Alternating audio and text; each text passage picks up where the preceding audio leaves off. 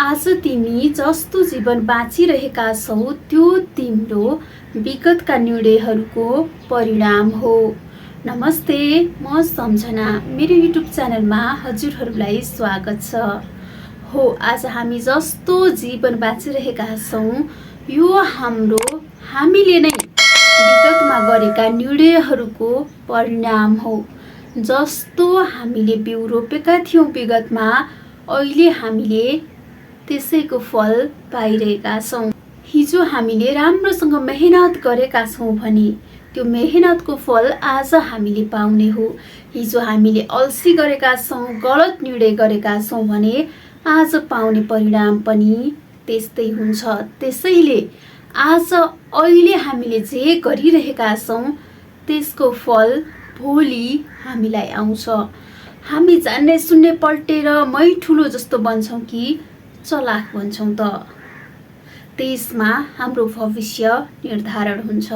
त्यसैले आउनुहोस्, आजको भिडियोमा म चलाख व्यक्तिहरू कस्ता हुन्छन् त उनीहरूका गुणहरूको बारेमा चर्चा गर्नेछु, ताकि हामी पनि चलाख बनेर हाम्रो भविष्य राम्रो बनाउन सकौँ।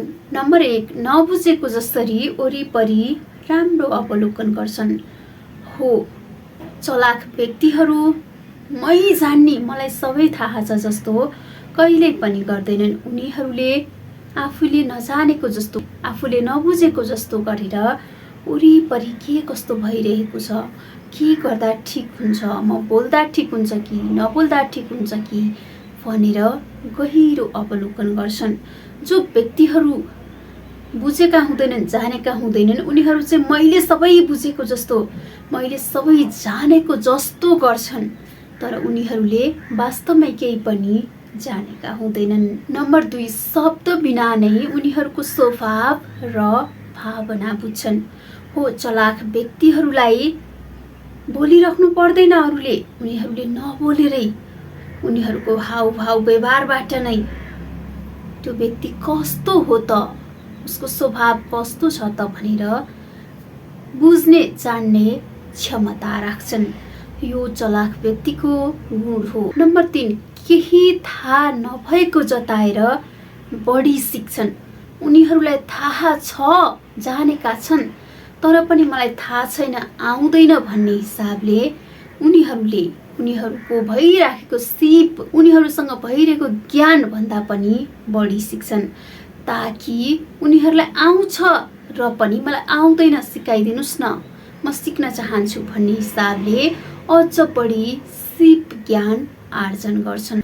नम्बर 4, परिस्थिति जटिल हुँदा पनि धैर्यवान रहन्छन्। चलाख मान्छेहरू खराब परिस्थितिबाट आतिदैनन्।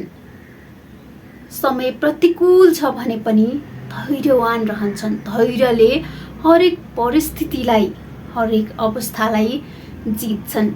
राम्रो परिस्थितिमा मातिने, नराम्रो परिस्थितिमा आतिने उनीहरूको स्वभाव हुँदैन। जुनसुकै परिस्थितिमा पनि उनीहरू धैर्यवान रहन्छन्। नम्बर 5, मौनतालाई रणनीतिको रूपमा प्रयोग गर्छन्। चलाख व्यक्तिहरू धेरै बोल्दैनन्, मौन रहन्छन्, तर त्यो मौनतामा पनि उनीहरूले रणनीतिक रूपमा काम गरिरहेका हुन्छन्। त्यसैले चलाख व्यक्तिहरू मौन हुनुको पनि कारण हुन्छ।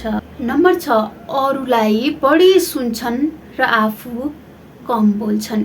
चलाख व्यक्तिहरू मै जान्ने मै सुन्ने जस्तो गरेर सबै कुराहरू खरङ सुनाउने गर्दैनन्। उनीहरू अर्को व्यक्तिको भावना के हो, अर्को व्यक्तिले के भन्न चाहिरहेको छ त्यो कुराहरू सुन्छन्, आफू कम बोल्छन्।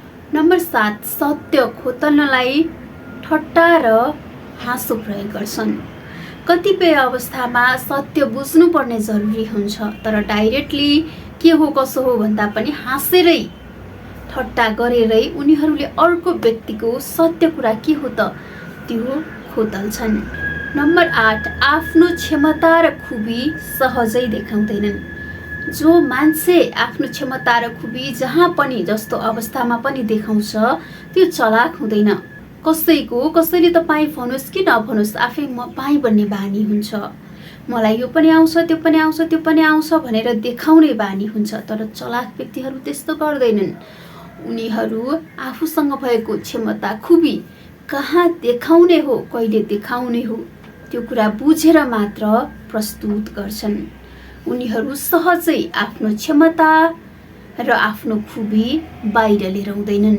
नम्बर 9, अरूको स्वीकृति वा प्रशंसा खोज्दैनन्। चलाख व्यक्तिहरूलाई थाहा हुन्छ मैले के गरेको छु, मैले के गर्ने, त्यसैले उनीहरू आफूले राम्रो काम गर्नको लागि, आफू अगाडि बढ्नको लागि, आफूले बेस्ट दिनको लागि कसैको स्वीकृति र यो कुरामा मलाई कसरी प्रशंसा गरिदियोस् भनेर अरूको प्रशंसा खोज्दैनन्। उनीहरूलाई कहाँ के गर्ने थाहा हुन्छ, उनीहरू आफूमा विश्वासी हुन्छन् र आफूलाई विश्वास लागेको काम उनीहरूले गर्छन्। नम्बर 10, मौन बसेर निरन्तर ज्ञान हासिल गर्छन्। हो चलाख व्यक्तिहरू मैले यो गरिरहेको छु, मैले यो सिकिरहेको छु, मैले यो पढिरहेको छु भनेर देखाउँदैनन्। उनीहरू मौन रहन्छन्, केही नगरेको जस्तो हुन्छ, तर उनीहरूले निरन्तर ज्ञान हासिल गरिरहेका हुन्छन्। चलाख व्यक्ति यी 10 वटा गुणले नै चलाख बनेका हुन्। त्यसैले हामी पनि चलाख बनेर आफूलाई बेस्ट बनाउनु जरुरी छ, न कि देखावटी रूपमा मात्र चलाख। हामी वास्तवमै चलाख हुनुपर्छ। अहिलेको यो प्रतिस्पर्धाको समयमा, अहिलेको यो कलियुगमा धेरै सोझो बनेर कामै छैन। त्यसैले हामी यो समाजमा बेस्ट हुनको लागि, आफूलाई अग्रपङ्क्तिमा ल्याउनको लागि, अगाडि बढ्नको लागि चलाख हुनु जरुरी छ। चलाख हुनको लागि हामीले पनि चलाख व्यक्तिका यी 10 वटा गुणलाई फलो गर्नु जरुरी छ। तपाईलाई आजको भिडियोमा मैले सेयर गरेको चलाख व्यक्तिका 10 गुणहरू सम्बन्धी बनाइएको भिडियो कस्तो लाग्यो? मन पर्यो भने भिडियोलाई लाइक, कमेन्ट र सेयर गर्न नभुल्नुहोला र हाम्रो च्यानललाई सब्स्क्राइब गर्न पनि नभुल्नुहोला। अर्को यस्तै मोटिभेसनल जीवन उपयोगी भिडियोहरूमा तपाईँ अनि मेरो भेट हुने नै छ। यतिन्जेलसम्म मलाई हेरेर सुनेर साथ दिनुभयो, तपाईलाई धेरै धेरै धन्यवाद।